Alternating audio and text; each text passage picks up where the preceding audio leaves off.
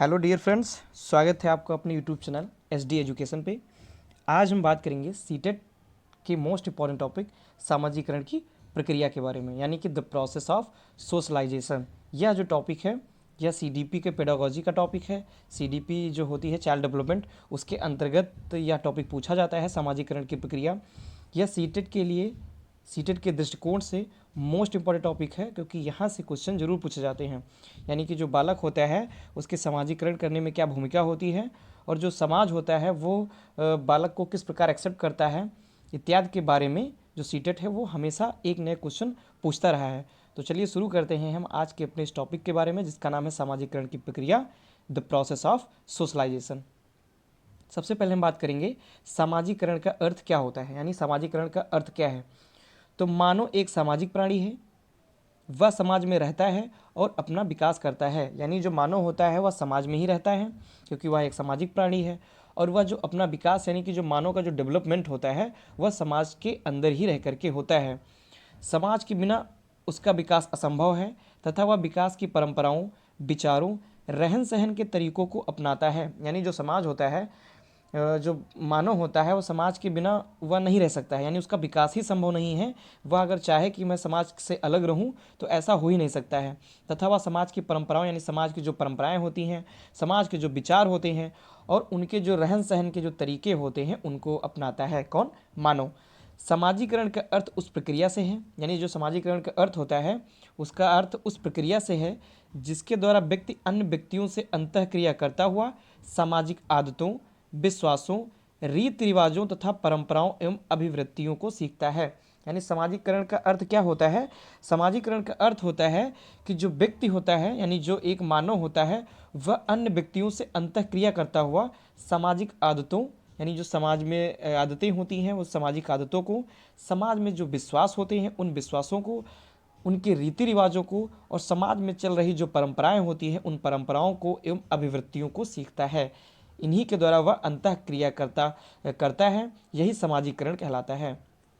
आगे पॉइंट पे हम बात करते हैं सामाजिकरण की परिभाषाएं क्या हैं। तो जॉनसन के मतानुसार, यानी कि जो मनोवैज्ञानिक है जिनका नाम है जॉनसन, जॉनसन के मतानुसार सामाजिकरण एक प्रकार का सीखना है जो सीखने वाले को सामाजिक कार्य करने योग्य बनाता है। यानी जो सामाजिकरण है वो क्या है? वह एक प्रकार का सीखना है, यानी कि जो मानव होता है वह समाज में रह करके ही सीखता है। उनकी जो विभिन्न प्रकार की परंपराएं हैं, जो उनके विभिन्न प्रकार की क्या कहते हैं, परंपराएं हो गई, रीति रिवाज हो गए, ये सभी जो मानव होता है वो सीखता है। तो सामाजिकरण क्या है? सामाजिकरण एक प्रकार का सीखना है जो सीखने को वाले को सामाजिक कार्य करने के योग्य बनाता है, क्योंकि वही जो मानव होता है उन्हीं जो सामाजिक क्रियाएं होती हैं उनको जो सीखेगा तभी तो वो समाज के योग्य कार्य कर पाएगा। ये किसने कहा? ये जॉनसन ने कहा। अगली परिभाषा है हार्टल की। इन्होंने सामाजिकरण की परिभाषा देते हुए कहा है कि जो सामाजिकरण है यह वह प्रक्रिया है जिसके द्वारा व्यक्ति अपने आप को समुदाय के आदर्शों के अनुकूल बनाता है। यानी हार्टल ने क्या कहा है?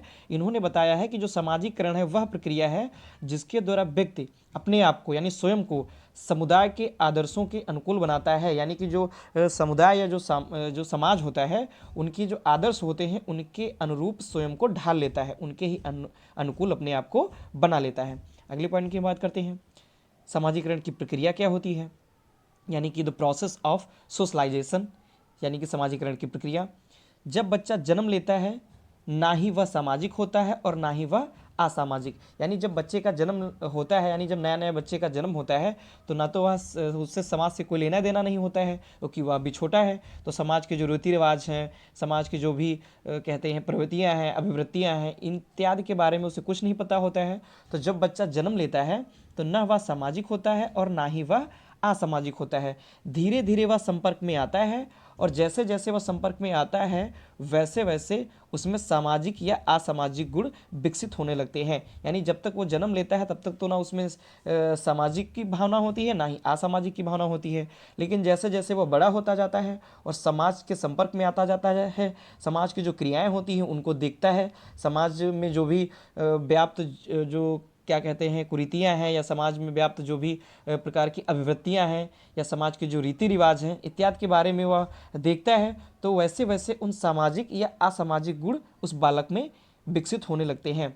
जैसे जैसे बालक की आयु बढ़ती जाती है वैसे वैसे वह एक सामाजिक प्राणी बनता जाता है। यानी बालक जैसे जैसे बालक की आयु बढ़ती जाएगी वह समाज से विभिन्न प्रकार की क्रियाएं सीखता जाएगा और वह सामाजिक प्राणी बनता जाता है। इस प्रकार से वह सामाजिक रीति रिवाजों, परंपराओं आदि में परिपक्व हो जाता है। इस प्रकार जो वह बालक होता है वो सामाजिक के जो रीति रिवाज होते हैं, उसकी जो परंपराएं होती हैं, इत्यादि के बारे में वह जान जाता है, अच्छे से उनको समझ जाता है और वह परिपक्व हो जाता है। अगले पॉइंट पे हम चलते हैं। बालक का समाजीकरण करने वाले कारक, यानी जो बालक होता है उसका समाजीकरण कैसे होता है, उनके समाजीकरण करने में कौन कौन से कारक जो जिम्मेदार होते हैं या महत्वपूर्ण भूमिका निभाते हैं। बालक का जब जन्म होता है तो बालक जन्म के समय कोरा कागज होता है, यानी उसे किसी भी प्रकार का कोई ज्ञान नहीं होता है, ना किसी अच्छे का ना किसी बुरे का, ना ही उसमें ना किसी तरह की कोई सामाजिक धारणा होती है ना ही असामाजिक धारणा होती है। तो वह एक प्रकार से बिल्कुल कोरा कोरा कागज होता है। जैसे एक कोरा कागज होता है जिस पर कुछ भी लिखा हुआ नहीं होता है, ठीक उसी प्रकार जब बालक का जन्म होता है तो जन्म के समय जो बालक होता है वो कोरा कागज होता है। जैसे जैसे वह समाज के अन्य व्यक्तियों तथा सामाजिक संस्थाओं के संपर्क में आता है वैसे ही वह विभिन्न प्रकार की सामाजिक क्रियाओं में भाग लेता रहता है। यानी धीरे धीरे जब वह बड़ा होता जाता है, समाज के संपर्क में आता है, समाज के व्यक्तियों तथा सामाजिक संस्थाओं के संपर्क में आता है, वैसे ही वह विभिन्न प्रकार के सामाजिक क्रियाओं में भाग लेने लगता है। बालक के सामाजिकरण में सहायक मुख्य कारक तथा तत्व निम्नांकित हैं। यानी बालक का जो सामाजिकरण होता है तो उसमें सहायक कौन कौन से कारक हैं अथवा तत्व हैं वो निम्नलिखित हैं। बात करते हैं कौन कौन से कारक जो होते हैं वो बालक के समाजीकरण में भूमिका निभाते हैं। परिवार, यानी जो परिवार होता है वो भी बालक का समाजीकरण करता है। आयु समूह, यानी उसकी आयु समूह के जो व्यक्ति होते हैं या जो बच्चे होते हैं, मान लीजिए जिस उम्र का बालक होता है उसी उम्र के जो उसके अन्य दोस्त होते हैं वो आयु समूह के, वे सब। पड़ोस, जो पड़ोसी होते हैं। नातेदारी के समूह जो होते हैं, यानी कि जो उसके रिलेटिव होते हैं वो समाजीकरण में उसकी भूमिका निभाते हैं। स्कूल, जो कि महत्वपूर्ण कारण होता है, महत्वपूर्ण कारक होता है बालक का समाजीकरण करने में। खेल कूद का जो मैदान होता है वह भी बालक के समाजीकरण का एक महत्वपूर्ण कारक होता है, क्योंकि जहाँ जो खेल कूद का मैदान होता है वहाँ पर बालक का सामाजिक विकास, नैतिक विकास, शारीरिक विकास और बौद्धिक विकास, ये सभी विकास जो होते हैं वो खेलकूद के मैदान में होते हैं। तो जो बालक का समाजीकरण करने का जो मुख्य कारक है वह खेलकूद होता है। फिर जाति व्यवस्था, समाज, भाषा समूह जो होती है तथा राजनैतिक संस्थाएं और धार्मिक संस्थाएं जो होती हैं, ये सभी बालक का समाजीकरण करने में महत्वपूर्ण भूमिका निभाती हैं। अगले पॉइंट पे अगर हम चलते हैं, बालक के सामाजिकरण में बाधक तत्व, यानी कि कौन कौन से ऐसे बाधक तत्व हैं जो बालक का समाजीकरण करने में बाधा उत्पन्न करते हैं या उसका समाजीकरण नहीं होने देते हैं। तो मैस्लो और मिडिलमैन के अनुसार बालक के समाजीकरण में बाधा पहुंचाने वाले तत्व इस प्रकार हैं। यानी कि जो एक मनोवैज्ञानिक है मैस्लो और मिडिलमैन, इन्होंने कुछ ऐसे प्रकार के तत्व बताए हैं जो बालक के समाजीकरण में बाधा उत्पन्न करते हैं। सबसे पहले है सांस्कृतिक परिस्थितियाँ, यानी सांस्कृतिक परिस्थितियाँ कौन कौन सी हैं जो बालक के समाजीकरण में बाधा उत्पन्न करती हैं। तो जाति, धर्म, वर्ग आदि से संबंध जो पूर्व धारणाएं होती हैं, इससे जो बालक का जो समाजीकरण होता है वह बाधित होता है। यानी कि जो सांस्कृतिक परिस्थितियों में जो जाति आती है, धर्म होता है, वर्ग होता है, आदि जो सांस्कृतिक परिस्थितियां होती हैं, इनसे संबंध जो पूर्व धारणाएं होती हैं, ये सभी बालक के समाजीकरण में बाधा उत्पन्न करती हैं। अगला पॉइंट है बाल्यकालीन परिस्थितियां, जैसे माता पिता का प्यार ना मिलना। अगर किसी भी बच्चे को माता पिता का प्यार नहीं मिलता है, माता पिता में सदैव कलह, यानी जो उसके पेरेंट्स होते हैं वो आपस में लड़ाई झगड़ा करते रहते हैं, उनमें हमेशा कलह बनी रहती है। पक्षपात, किसी तरह का उसके साथ पक्षपात होता है। मान लीजिए अगर दो भाई हैं तो एक को अधिक स्नेह मिल रहा है, दूसरे को स्नेह नहीं मिल रहा है, तो इससे उसका जो समाजीकरण होगा वो बाधित होगा। एकाकीपन, उसको एकाकीपन यानी अकेलापन महसूस हो रहा है। तथा अनुचित दंड, यानी बिना कारण उसे अगर दंड दे दिया जाता है तो इत्यादि, ये जो सभी प्रकार की जो परिस्थितियां होती हैं ये सब बालक के सामाजिकरण में बाधा उत्पन्न करती हैं। अगले पॉइंट पर चलते हैं, तात्कालिक परिस्थितियां, यानी तात्कालिक परिस्थितियां क्या होती हैं। जैसे निराशा, बालक के मन में किसी तरह की निराशा है, उसे अपमानित किया गया है। अभ्यास अनियमितता है। कठोरता, परिहास, यानी उसका हास उड़ाया जाता है, उसका मजाक बनाया जाता है। भाई बहन, मित्र, पड़ोसी आदि की ईर्ष्या, यानी कि जो भाई बहन है या मित्र है उसका या पड़ोसी है, अगर उससे ईर्ष्या करते हैं, उससे प्रेम भाव नहीं रखते हैं, तो ये सभी जो परिस्थितियां होती हैं यह भी बालक के सामाजिकरण में बाधा उत्पन्न करती हैं। अगला है अन्य परिस्थितियां कौन कौन सी होती हैं बालक के समाजीकरण में बाधा के रूप में। जैसे शारीरिक हीनता, उसका अगर जो शरीर है, उसका जो बॉडी है वो अगर अच्छी तरह से डेवलप नहीं हुई है, निर्धनता, अगर उस निर्धन है उसके माता पिता, यानी जो बालक है उसके माता पिता निर्धन है, यानी कि उसकी जो ज़रूरतें होती हैं वो पूरा नहीं कर पाते हैं, तो भी उसके समाजीकरण में बाधा उत्पन्न होती है। उसे बार बार असफलता मिल रही है, शिक्षा की कमी है, यानी उसे शिक्षा नहीं मिल पा रही है, आत्मविश्वास का अभाव है, किसी भी कार्य को करने से पहले उसमें आत्मविश्वास की कमी हो जाती है, यानी कि मैं ये कार्य नहीं कर पाऊंगा इत्यादि की जो भावनाएं हैं, तथा आत्मनिर्भरता की कमी, यानी उसके अंदर जो आत्मनिर्भरता की कमी है इत्यादि जो परिस्थितियां होती हैं, ये सभी बालक के समाजीकरण में बाधा उत्पन्न करती हैं। अगले पॉइंट पे अगर हम चलते हैं तो समाजीकरण की प्रक्रिया में शिक्षक की भूमिका, यानी जो समाजीकरण की जो प्रक्रिया होती है उसमें शिक्षक की क्या भूमिका होती है, यानी शिक्षक जो होता है वो किस प्रकार से बालक के समाजीकरण की प्रक्रिया में अपना योगदान दे सकता है। तो सब चलिए हम सबसे पहले बात करते हैं बालक के समाजीकरण की प्रक्रिया में परिवार के बाद स्कूल और स्कूल रूप में विशेष से शिक्षक आता है, यानी कि बालक के समाजीकरण की प्रक्रिया में सबसे पहले उसका जो परिवार होता है वह महत्वपूर्ण भूमिका निभाता है। परिवार के बाद स्कूल, और स्कूल में विशेष रूप से जो उसका शिक्षक होता है वह शिक्षक जो बालक के समाजीकरण की प्रक्रिया में अपनी महत्वपूर्ण भूमिका निभाता है। जो शिक्षक होता है वह माता पिता के साथ बालक के चरित्र और व्यक्तित्व का विकास करने में अति महत्वपूर्ण कार्य करता है। जो शिक्षक होता है वह शिक्षक और माता पिता ये सभी बालक के चरित्र और व्यक्तित्व का विकास करने में अति महत्वपूर्ण कार्य करते हैं।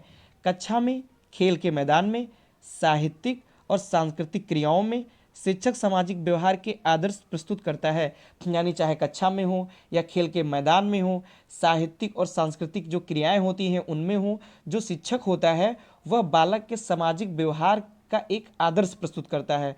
बालक अपनी अनुकरण की मूल प्रवृत्ति के कारण शिक्षक के ढंगों, कार्यों, आदतों और नीतियों का अनुकरण करता है, यानी जो बालक होता है उसमें अनुकरण की मूल प्रवृत्ति पाई ही जाती है, वह प्रत्येक जो कार्य होता है वो दूसरों को देखकर करता ही करता है। तो इसी प्रकार जो बालक होता है वो शिक्षक की भी जो मूल प्रतियां होती है उनका वो अनुकरण करता है। जैसे जो शिक्षक है वो शिक्षक के वो कैसे शिक्षक कार्य करता है, शिक्षक किस ढंग से बैठता है, किस ढंग से बोलता है, शिक्षक की आदतें क्या हैं, और जो शिक्षक होता है उसकी नीतियां क्या हैं इत्यादि जो भी गुण होते हैं शिक्षक के, वो बालक उन गुणों का अनुकरण करता है। इस प्रकार से जो बालक होता है वो शिक्षक से समाजीकरण की प्रक्रिया सीखता है।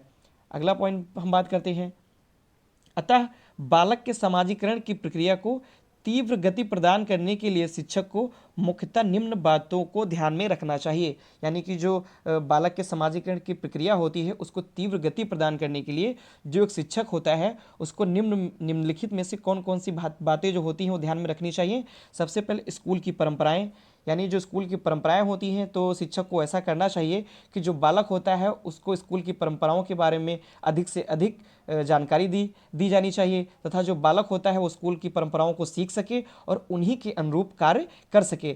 सामाजिक आदर्श, यानी कि जो शिक्षक होता है वो बालकों के सामने विभिन्न प्रकार के सामाजिक आदर्श प्रस्तुत करें, उसी के अनुरूप स्वयं भी कार्य करें सामाजिक आदर्शों के अनुरूप, ताकि जो बालक होते हैं वो शिक्षक को देख करके उनसे सामाजिक आदर्श सीख सकें।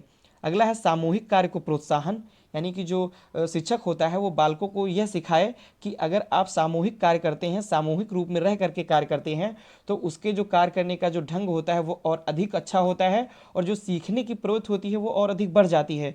तो इस प्रकार जो शिक्षक होता है वो बालकों को सामूहिक कार्य करने के लिए प्रोत्साहित करे।